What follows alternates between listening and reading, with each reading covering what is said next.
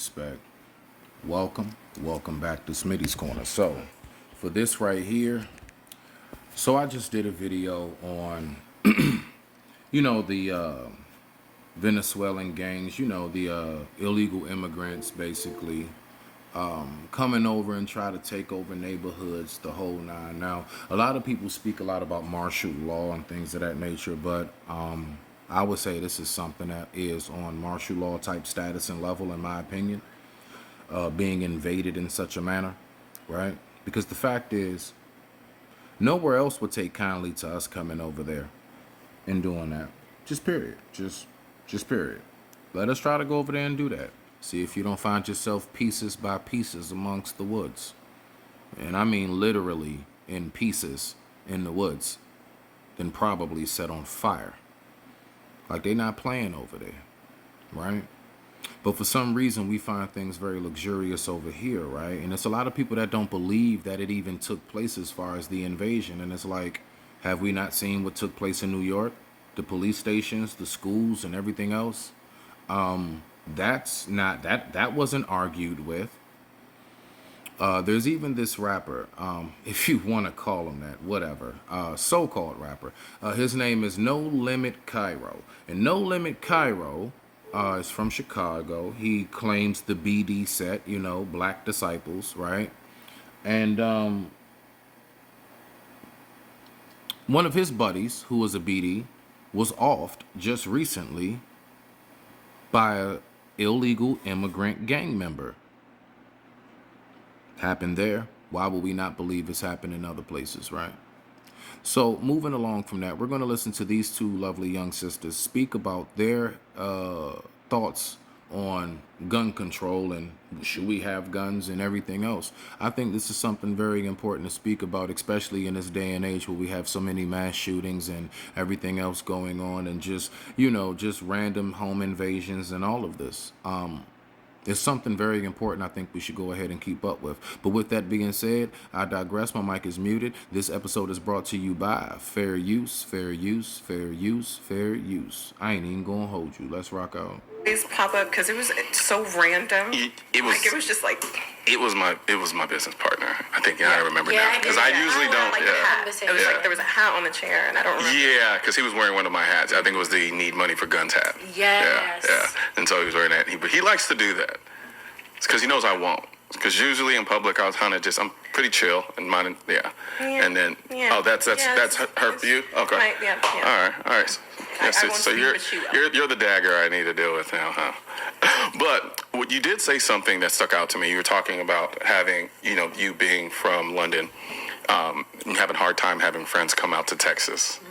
Mm-hmm. Now, briefly, I would just say there are people who are from here who have family members and friends who are from here and live here in other states who don't want to go to Texas. So I just wanted to say, yeah, baby girl, that's not something that's secluded to you.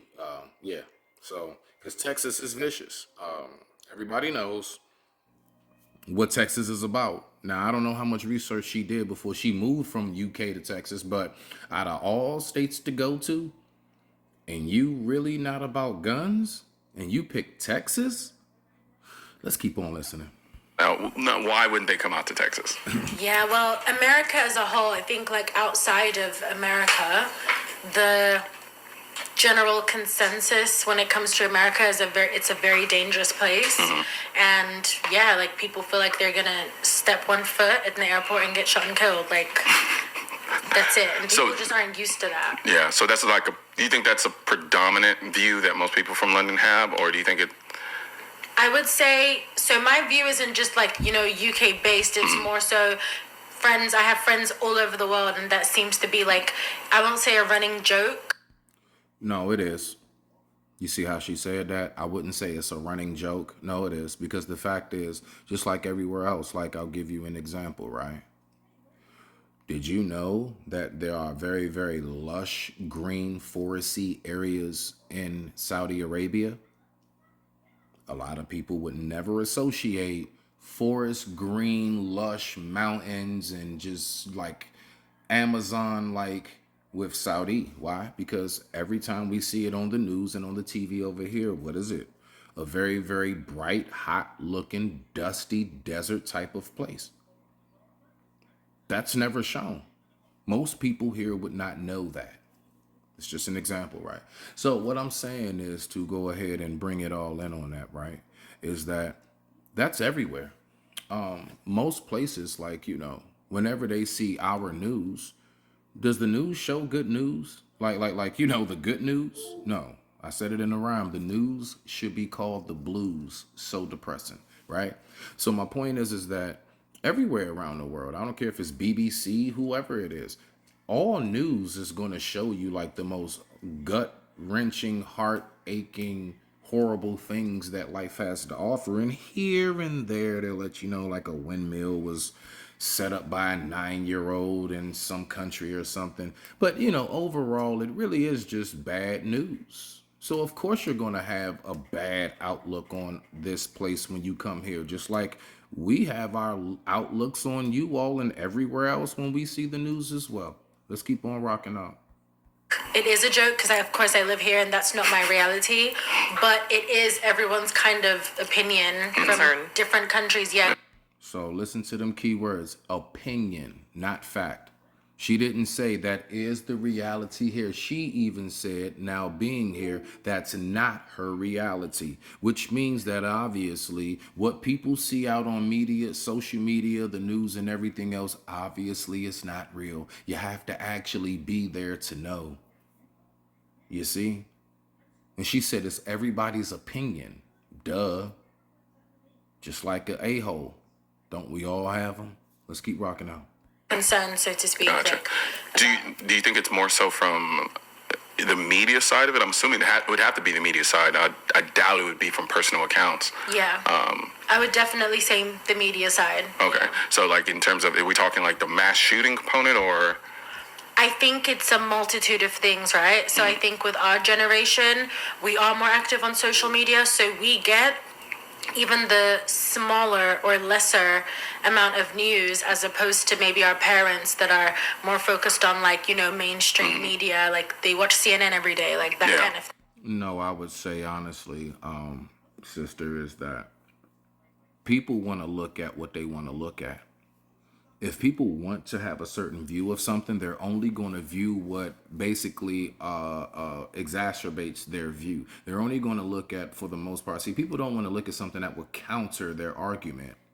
Most people don't want that. Most people do want the tribal, herd, echo chamber type of response of life. So I just believe that more than anything, like CNN watchers, we all know what type time most people who watch CNN avidly, how they are in their headspace, how they vote and everything else. We know most people who watch Fox on a regular basis, we know typically where their voting is and what their headspace is, what type of things maybe typically they have a view about and how they may see it. So it is what it is with that, but let's keep rocking out.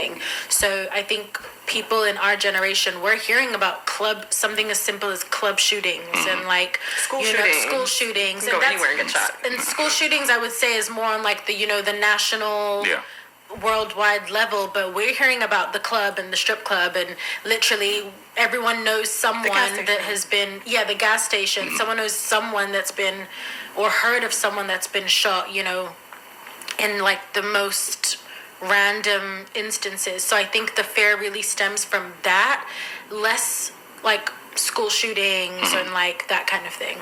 Yeah. Now I'm gonna say this in case, for those who are not aware. So where she's from over there in the UK, guns, like for example, like their rap artists, they be wanting to show guns, but they can't. So they show knives. All right, bet. So they don't have as many shootings, but do you know how many people get stabbed up? I want y'all to look up, it's this statue, and this statue is, I believe, in the United Kingdom, and this statue is basically like an angel, and the entire statue is made of knives, and every single knife that angel is made and consisted of is an actual knife that was used in an actual deletion over there, and through time, they collected all of them, and one day an artist decided to make a statue, and when I tell you that statue was huge, I mean it's huge. It's enormous. It's almost like Lincoln's Memorial down Washington D.C. Almost not quite as big, but it's enormous. Which means I think it's over like something thousand, 140,000, whatever knives used in it. But look it up. I forgot the name of it, but it's an angel in the UK, and this angel is supposed to represent everybody who was stabbed. And if you see how many knives there are, I mean, which is really worse. What I see is there's violence that happens all over the world. You know, but let's keep going. The thing is for me, and I can't really fault them, I guess, too much for that, because if you flip it for me, it's stabbings. Like the idea of going to London. I had no clue he was about to say that, I swear on life. I am doing a raw reaction. I had no clue he was about to turn around and say that. Let's keep rocking out. Wow, that's amazing. Me, I don't want to get stabbed. Yeah. And a lot of that perception comes from what I see from the media side, coming from that end, right? Now, do I truly believe if I'm going to go out to London, I'm going to step off a bus and get stabbed immediately? No, I think a lot of it has to do with where I am, where am I going, what am I doing? There's a prevalence of, you know, like I'm probably not going to walk down the street at night wearing a Rolex in London, because, you know, that's a thing. That is a thing. And to a certain degree, I think it happens. To a certain degree, I think it's like that out here. But I also know how to move around in certain areas wherever I am. But generally speaking, it's not really a big concern of mine. Now, you. My bad, y'all. You. Your perspective is more stateside because you're from. Well, before we move on to my perspective, right? Because you Yeah. flipped it and you said that your concern would be if you flew to London, your thing is like, I don't want to get stabbed, Yeah. right? And I think when we spoke on Sunday, I think the entire time for me, I just think logically, right? So, logically, how quick can you run from a bullet? I don't think you can outrun a bullet. If I'm at a close proximity with someone, I might not be successful at running from someone that's trying to stab me. Might not be. You also might not If know someone- somebody's stabbing either. If someone comes at me with a gun, there's no hiding. There's no you're shot. No, Now whether the person is a good shot or not, you might get lucky. Yeah, I think the idea of shooting is actually pretty hard. Yeah. Right. Especially when you're talking about adrenaline. So let's think about it. So they talk about like these mass shootings, and they talk about how deadly the AR-15 is, and so forth and so on. And this is a little grim. That's why I'm kind of hesitating. But I'm going to just say this part briefly. All I'm going to say is, I promise every last one of you, I pray neither one ever happens to anyone who hears or sees this video and beyond. And your loved ones included, I pray, right? Lord forbid. But I promise you, most people, you much rather get shot a bunch of times than stabbed a bunch of times. You talking about a pain of something, because you're going to feel that knife. Man, you're going to see with a gun, with a bullet, it could possibly like numb you or something. Like it burns. That's what it's, it burns and stuff. But I promise you that knife is a lot more gruesome, and it's up close. And it's just, yeah, something nasty. Much, much nastier than guns. And I promise you, anybody who lives that life, which I don't want no parts of, they know what I'm talking about. if you think about it, if it were that easy, the death toll should be exceedingly higher, especially when you have a confined area with a bunch of people and you have one person with a gun that's supposedly this weapon of mass destruction. So the shooting aspect of it is actually a lot harder than people give it credit for.